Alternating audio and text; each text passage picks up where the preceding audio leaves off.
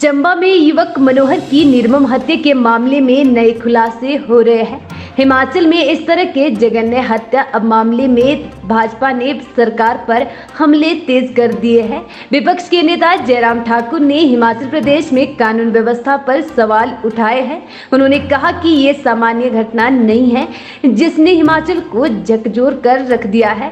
घटना को गंभीरता से नहीं लिया गया।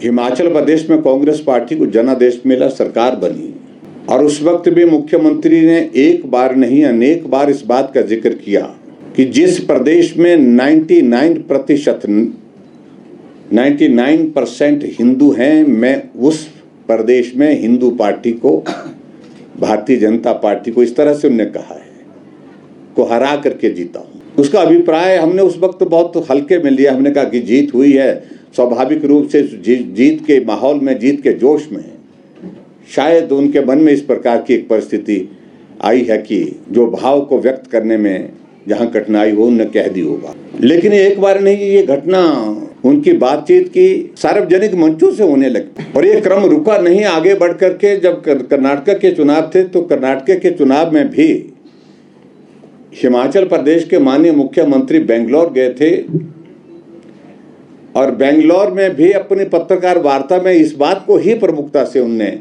वहां पर बोला और जाहिर किया और मुख्यमंत्री को उस पक्ष को भी स्पष्ट करना चाहिए आखिर वो कहना क्या चाह रहे हैं। मित्रों, ये घटना घटित होती है चंबा में। इस मनोहर को बुलाया जाता है, जो आरोपी है, मुख्य आरोपी है शरीफ मोहम्मद, और इसमें यह कहा जा रहा है, खैर वो आगे जांच का विषय है, उन सारी चीज़ों को लेकर के मुझे बहुत ज़्यादा कहना नहीं अभी।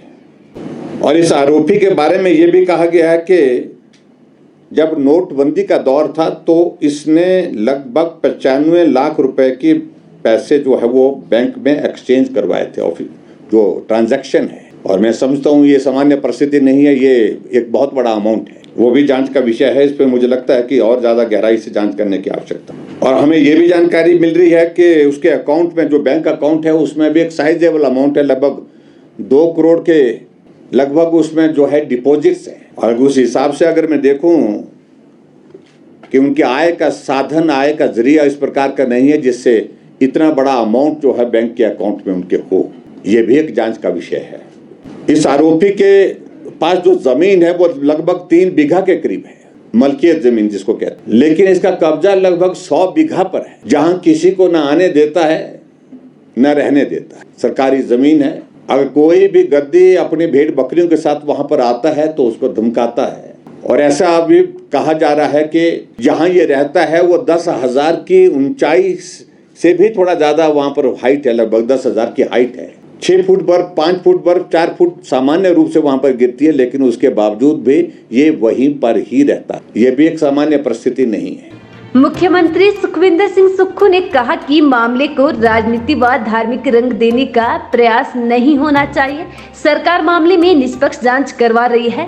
पुलिस ने आरोपियों को गिरफ्तार कर लिया है। हिमाचल शांत राज्य है, यहाँ सांप्रदायिक झगड़े नहीं होते हैं। दूसरे समुदाय की सुरक्षा करना भी सरकार की जिम्मेदारी है। राजनीतिक रंग और धार्मिक रंग देने की जरूरत नहीं है। हमें कार्रवाई करनी है और हमने उसमें सख्त कार्रवाई की है और प्रशासन को भी मैंने दिशा निर्देश दिए हैं कि जो और भी कुछ कार्रवाई करनी होगी उस दृष्टिकोण से भी वो आगे बढ़े। सर देखिए, हिमाचल प्रदेश में वैसे मेजॉरिटी 97% हिंदू लोग रहते हैं। कोई कॉमन टेंशन की बात तो वहाँ होती है कि कोई दूसरे समुदाय के संख्या में लोग रहते हैं, लेकिन जो दूसरे समुदाय के लोग हैं उनको भी हिमाचल की हम रक्षा करना हमारा दायित्व भी बनता है। परिवार अलग अलग रहते हैं, कोई एक जगह रहता है, कोई दूसरी जगह रहता है, उनको उस दृष्टि से हमको ये देखना कि उनकी सुरक्षा को भी बहाल रखा जाएगा और जो गलती करने वाले जो दोषी है उसके खिलाफ सरकार सख्त कार्रवाई करेगी।